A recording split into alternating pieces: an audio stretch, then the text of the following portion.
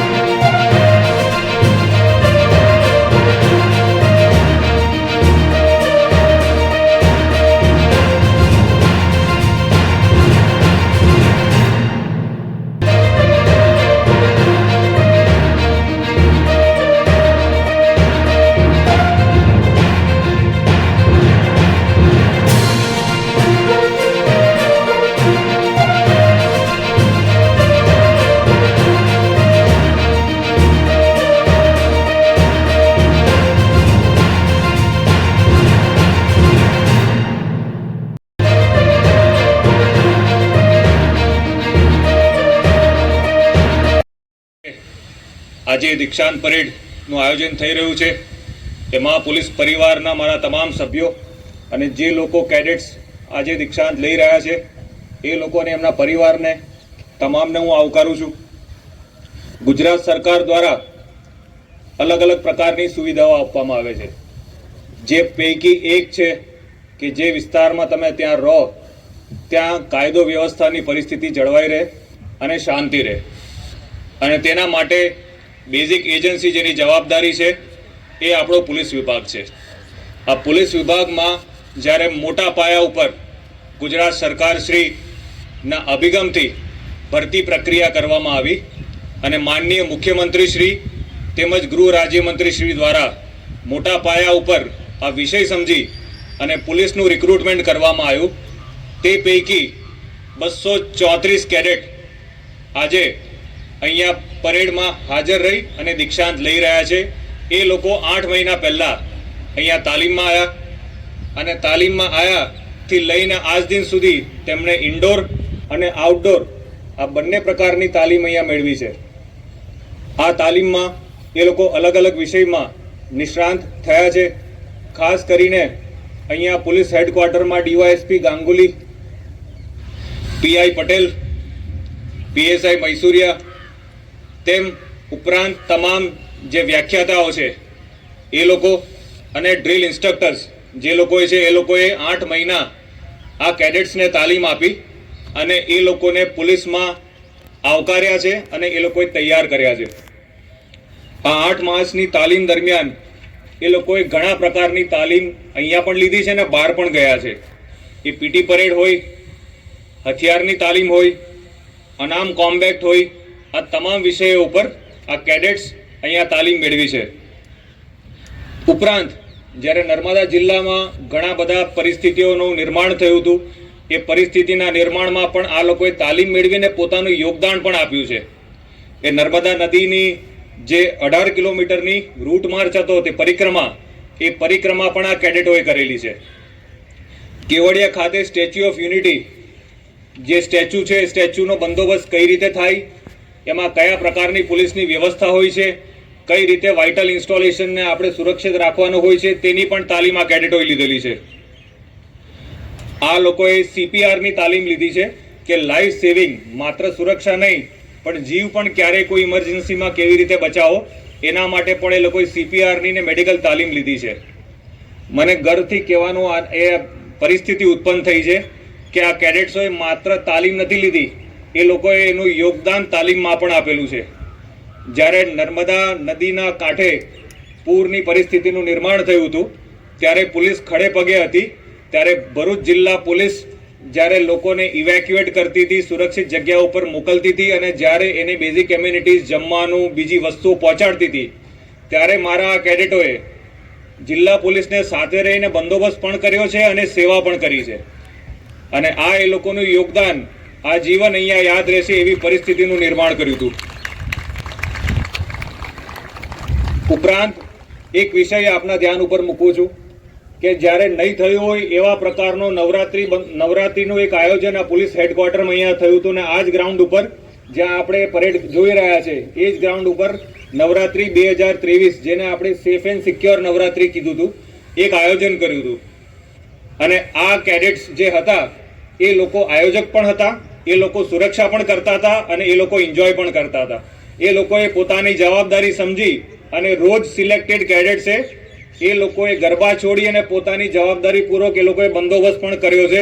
એટલે આ મારું આયોજન એ લોકોએ સફળતાપૂર્વક પૂરું કરવામાં આ લોકોનું ખૂબ જ મોટું યોગદાન છે. 35 મહિલાઓનું આજે દીક્ષાંત પરેડ હતી. 8 મહિનાની તાલીમ પૂરી કરી અને 234 મહિલા લોકરક્ષક આજે એ લોકો પોતપોતાના જિલ્લામાં જશે જ્યાં એ લોકોનું પોસ્ટિંગ છે. અને આ તાલીમ 8 મહિનાની પૂરી કરી ત્યાં એ લોકોને ઇન્ડોર અને આઉટડોર તાલીમ આપવામાં આવી. અને ઇન્ડોર તાલીમમાં વ્યાખ્યાતાઓ દ્વારા એ લોકોને અલગ અલગ વિષયો ઉપર લેક્ચર્સ આપવામાં આવ્યા હતા, IPC, CRPC, એવિડન્સ એક્ટ અને અન્ય કાયદાઓ દ્વારા. અને આઉટડોરમાં એ લોકોને ડ્રિલ્સ, વેપન ટ્રેનિંગ એ આપવામાં આવી હતી.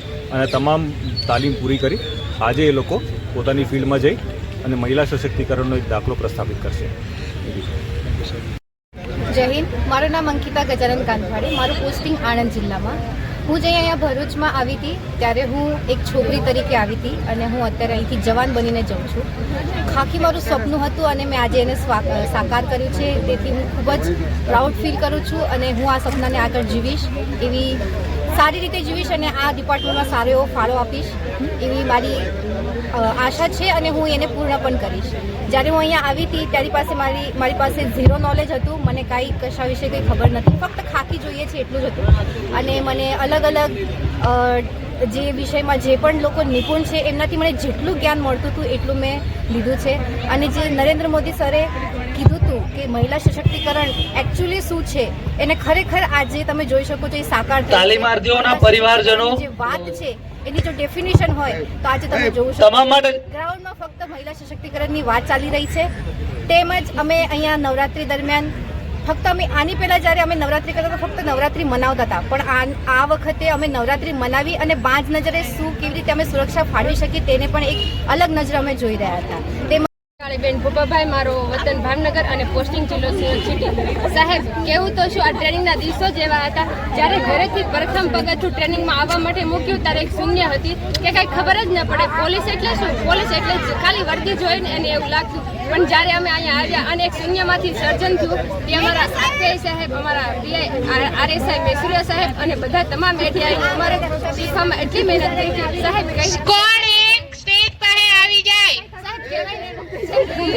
એક માટલું બનાવતા હોય છે, અંદરથી આધાર આપે અને બહારથી ધીમે ધીમે ઘાટ આપે. એમ અમારા તમામ એડીઆઈ સાહેબ, અમારા આરએસઆઈ, આરપીઆઈ સાહેબ, તમામ સાહેબે અમને જેમ કુંભાર જેમ માટલાને ઘાટ આપે એવી રીતના અમને ઠોકરો મારી અને ઘાટ આપ્યો છે. અત્યારે ખરેખર અમે એક ઘરેથી આવેલા વ્યક્તિને પણ ખરેખર એક અમારો બીજો જન્મ, અમારો જવાન તરીકે અમારો જન્મ થયો કહેવાય. અને આને સાહેબ કહેવાય કે જન્મ અને જન્મભૂમિને સૌથી પહેલા વંદન. આ અમારી જન્મભૂમિ માટી છે અને જેને અમે અમારી જનને અમને જે અમારી જનને જન્મ આપ્યો તેટલું માન આપ્યું છે. કેમ કે પ્રથમ પગથિયું અમારું અહીંથી મળ્યું અને અહીંથી અમને એક જન્મ અને બીજો જન્મ મળ્યો છે. અમારી આજે ટ્રેનિંગ પૂરી થઈ એટલે અમે કહી શકીએ કે આ જન્મભૂમિમાંથી અમને ધરતીમાંથી શીખવા મળ્યું અને અમારો બીજો જન્મ મળ્યો છે.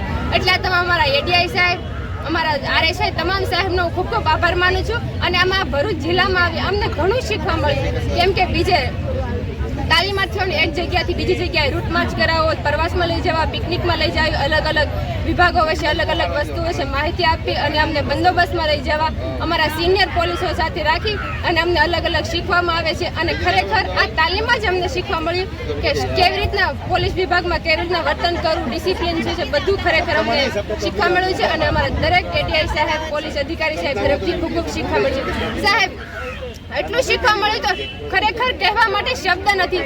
અમારા મયુર ચાવડા સાહેબ, એસપી સર, અમારા આરએસઆઈ સાહેબ, મેજર સર, કહેવાય ને કે દરિયા જેટલી સહાય, આકાશ જેટલો કાગળ અને પર્વત જેટલી પેન લઈને લખવા બેસું ને તો ખરેખર ન લખી શકું. એટલી અમને એનો ફાળો એટલો અમારા ઘડતર પાછળ તાલીમમાં રહેલો છે. કહેવાય છે ને કે તક સામે હોય ને ક્યારેક ચૂકી જવાય છે, પરિસ્થિતિ સામે હોય ને ક્યારેક ઝૂકી જવાય છે. તક સામે હોય ને ક્યારેક ચૂકી જવાય છે, પરિસ્થિતિ સામે હોય ને ક્યારેક ઝૂકી જવાય છે. કહેવું અને બોલું તો ઘણું જ છે મારા સાહેબ, તારે શબ્દો જ ભૂલી જવાય છે. પાર કરી જે દરિયો અને કિનારે આવીને ડૂબી જવાય છે, પાર કરી જે દરિયો અને કિનારે આવીને ડૂબી જવાય છે. અનુભવ જેવા મહાર અમારા શિક્ષકોનો, અમારા ગુરુજનોનો, અમારા સાહેબનો સાથે બધું શીખી જવાય છે. મળી જાય જવા અમારા આવા ગુરુજનોનું સત્ય માર્ગદર્શન તો જિંદગીનો જંગ જીતી જવાય છે. જય હિન્દ. છે મારો પોસ્ટિંગ જિલ્લો વડોદરા અને મારું વતન સુરેન્દ્રનગર છે. હું અહીંયા 13 તારીખે 13/3/2023ના દિવસે હાજર થઈ હતી. જ્યારે અહીંયા આવ્યા ત્યારે તો અમને કશું ગમતું જ નહોતું પહેલાં તો, અને પછી ધીરે ધીરે બધાની આદત લાગી ગઈ. અત્યારે જવું નથી ગમતું અને અમે અહીંયા આવ્યા એમાં ઘણું બધું શીખ્યા. અમે નવરાત્રિમાં કેવી રીતે બંદોબસ્ત કરવો, કેવી રીતે એન્જોય કરવું. પછી નર્મદા પરિક્રમા પણ અમે ગયા હતા અરે તો અમે પરિક્રમા કરવા ગયા હતા, પણ સાથે સાથે અમારો બંદોબસ્ત પણ થઈ ગયો હતો. પછી અહીંથી અમને સ્ટેચ્યુ ઓફ યુનિટી લઈ ગયા હતા. અહીંયા પણ અમે ઘણું બધું શીખ્યા. પછી